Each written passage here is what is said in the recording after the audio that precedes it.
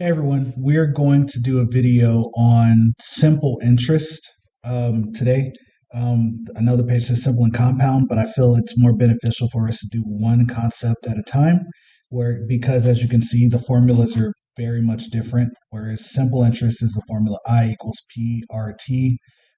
Compound interest is equal to amount is equal to principal times 1 plus r to the t power. One of these is a linear equation, one of these is exponential.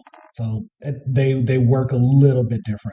So what we're going to do is break down this formula for simple, the variables, and even the extra information they want at the end. So starting out, P is our principal, which is our starting money.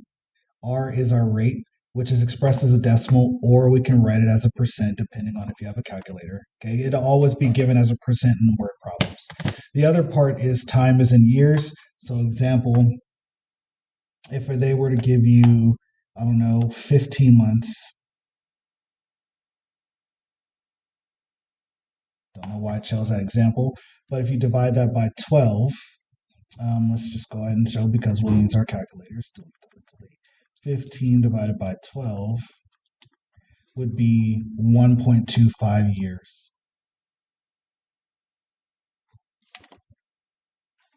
Okay, so we need to always convert months to years if they give it to you. The other part here is we have the account balance or the total. That's going to be equal to the principal or starting money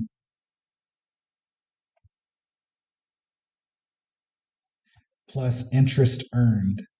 So there's a difference between interest earned and interest rate. So think rate percent and interest earned is an actual amount. So interest earned. Okay, so now that we have everything we need, we can refer back. You can pause, rewind, go back to this thing, but we're going to go do some practice now. So on to our next page. We have a worksheet, very simple, simple interest. We have the formula for simple interest like we had on the first page is I is equal to P times R times T, or I party if you want, because it's an easy way to remember. Okay, so if we're doing literal equations, which is something you'll see in Algebra 1, how would I solve for time? Well, think all of these as variations. If this is all multiplication, to get rid of these, I divide to undo. So T is equal to the interest earned divided by principal times rate. Same thing for this one, interest rate, which is R. R is equal to interest earned divided by principal times time. And the last one, principal, which is P. P is equal to interest earned divided by R, which is your rate, times time. So now that we have those three formulas, these are literal equations, we can use these and we can manipulate this original formula, which is given to you on a formula sheet for STAR, or if you just needed to work some things around, this is how you would do it with these equations here. So let's get into a few problems for practice and see what we can do. So number 2, if Michael invests $2,000 in the bank at a rate of 5.5% for 6 years, how much interest will he make? So first thing, what are we solving for? Interest will he make? So that's interest earned. So we're looking for I.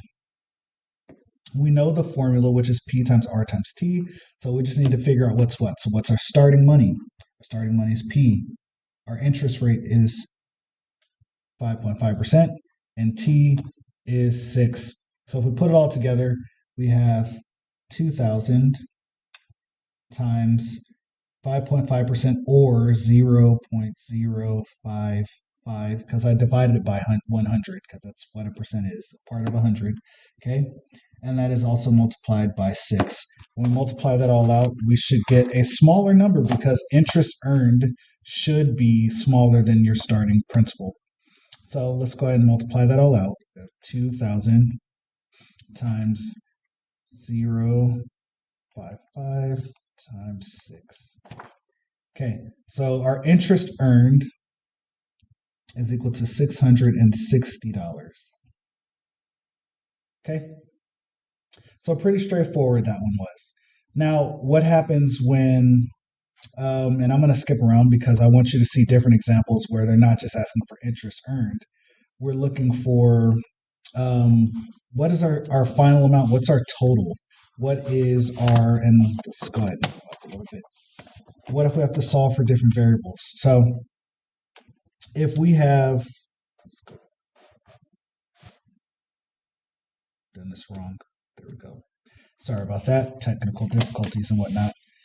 If we have number 4, it says Jesse invests $3,345 in the stock market. So that sounds like a starting amount. Over 3 years, sounds like time. She has this invested and she gets an average return of 7.8%. Well, percent is a hint that that's your rate. How much will her investment be worth after the 3 years? So how much will her investment be worth? That's a total. We're looking for a total. Okay, which is A. So we need to find A, which is equal to I plus P. We also need to find I, which is P times R times T. Okay, so we're going to plug all our numbers in. First to find I, which is 3345. It's going to be times 7.8%, which is 0.078. And that's going to be times 3. Okay, so let's go ahead and multiply that all out so we can see it. We have 3345 times 0.078 times 3. That gives us an interest earned of, make sure you have enough room to see, $7.8273. Okay, but remember, we're trying to find I, or A, our total amount, so it'll be worth this plus my principal of that. So if we add that together, that's 3345 plus 782.73. Okay, so I'm going to write that out too. That's 3345 plus 782.73.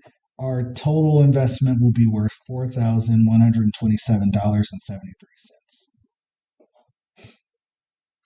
Okay, so a little bit of work, but it's really just making sure we understand what the problem is asking us. Let's do a couple of more of these and then go from there. So let's look at, and I'm going to skip around.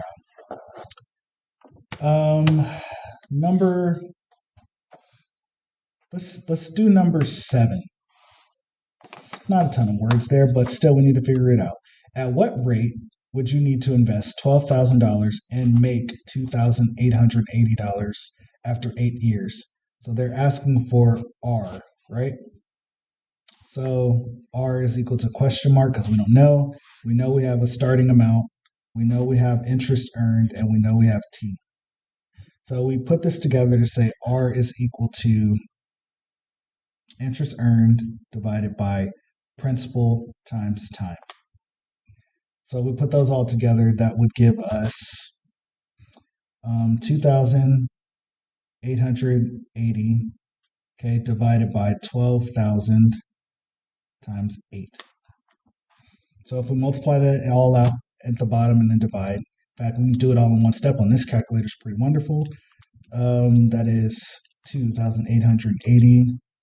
And then we have 12,000 times 8. And push enter. So 3 over 100, if we were to turn that into a percent, that's 3 out of 100. That's 3%.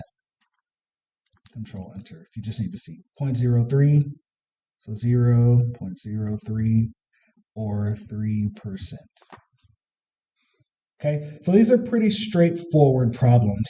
The goal is when we're doing these, we need to be able to identify the different types of problem, the different variables, and our problems and our situations, and then we should be able to solve for. So look at number 8, and this will be the last one. What'll be the total value, which is A, if you have an investment of $5,000, P, if it has an interest rate of 7%, R, and invested for 20 years, T. We have everything we need. We need to find A. We know that A is equal to I plus P, and we know that I is equal to P times R times T. So if we have everything we need here, all we have to do is substitute the variables with the numbers, and then we should be good to go. So this should become 5,000 multiplied by 7% or 0.07, okay, multiplied by 20, okay? So we're going to do 5,000 times 0.07 and then times 20, and that gives us an interest earned of 7,000, okay, over 20 years. Then if our starting amount is our principal, we're just going to add this to my principal. So A should be equal to 7,000, which is I, plus my starting money, which is 5,000. And so our total amount after 20 years should be 12,000. And it might not seem like a lot, but it did grow. So we put in 5,000 and we earned a total of 7,000. So at the end of 20 years, this account with nothing done to it had 12,000 in it. Okay. So once again, we follow the formula, which is, and I'll go through it again. You have your interest earned is equal to your principal, your starting money, times your rate, which is in percent or decimal, times time, which is in years. We should be able to manipulate our formula to look like this to solve for time, to solve for your interest rate, and to solve for your principal. Hopefully with this practice that we went through, that this is helpful for you. If you have any questions, please let me know, and I will be doing my best to make more content that helps you out further as we get into this testing season. So thanks, and once again, please like, share, and subscribe, and until next time, thanks. Bye-bye.